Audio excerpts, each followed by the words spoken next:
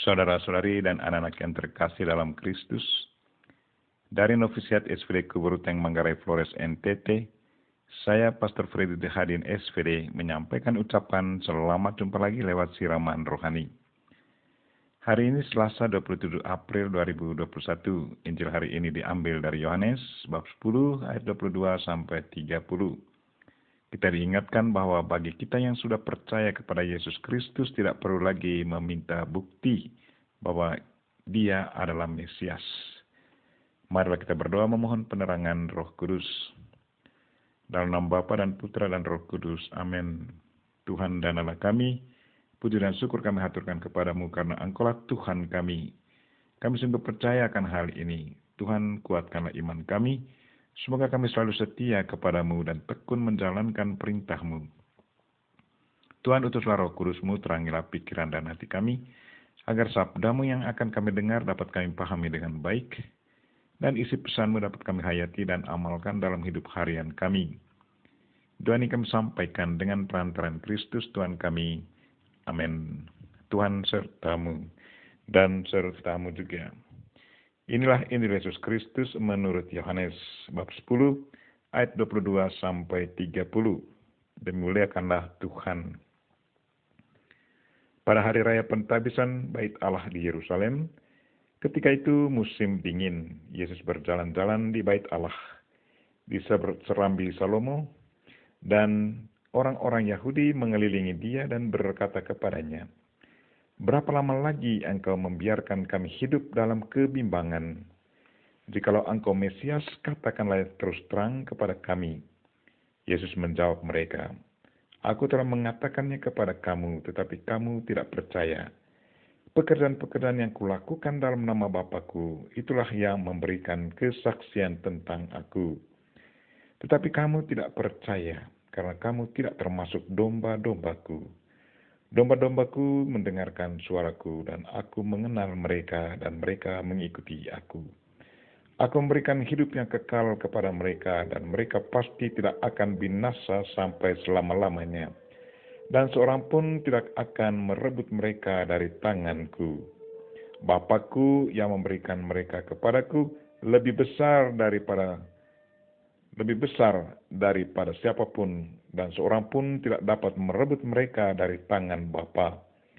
Aku dan Bapa adalah satu." Demikianlah Injil Tuhan. Terpujilah Kristus.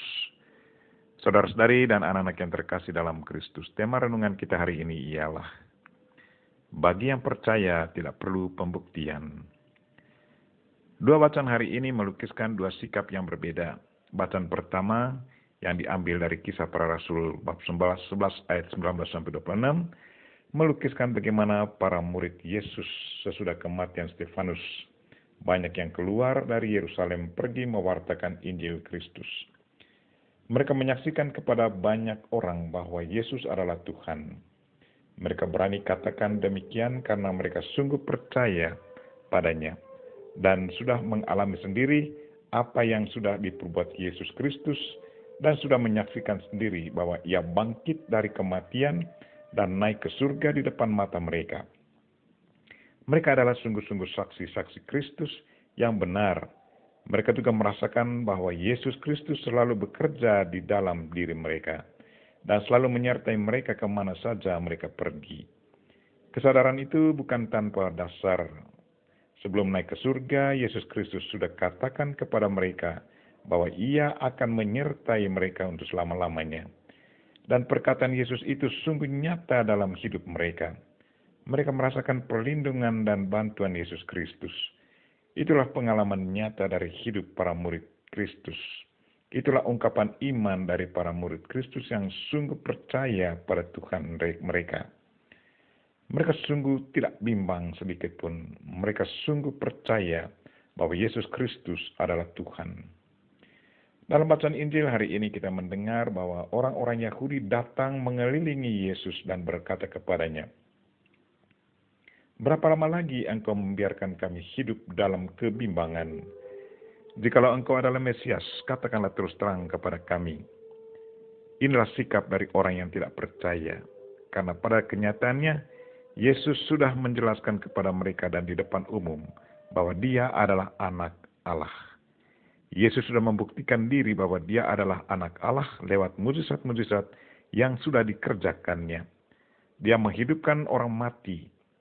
Hanya Tuhan saja yang bisa memberikan hidup kepada orang mati, karena dialah sumber kehidupan. Dia merubah air menjadi anggur. Bagi Tuhan segalanya mungkin. Dia memperbanyakkan roti dan ikan. Itulah bukti kuasa Tuhan, bahwa dalam dirinya terdapat kelimpahan. Tiada kekurangan dalam diri Tuhan. Tetapi mengapa orang-orang Yahudi selalu meminta Yesus untuk membuktikan dirinya bahwa dia adalah Mesias? Alasan yang paling mendasar dan utama adalah bahwa hati mereka sungguh tidak terbuka menerima apa yang diajarkan Kristus. Hati dan pikiran mereka pada dasarnya sudah tertutup untuk menerima Yesus. Apapun yang dikatakan Yesus bagi mereka tidak punya arti. Satu kecenderungan sikap yang sangat kuat dan dalam diri orang-orang yang tidak percaya dan hatinya tidak mau terbuka menerima orang lain adalah selalu mau meminta bukti. Kita semua percaya kepada Kristus. Sebagai orang yang percaya kepadanya, apakah kita sungguh pasrahkan diri kita seutuhnya kepada Dia dan tidak ada tawar-menawar lagi? Di saat kita mengalami penderitaan, apakah kita pasrah dan menerima penderitaan itu sebagai partisipasi kita dalam penderitaan Kristus?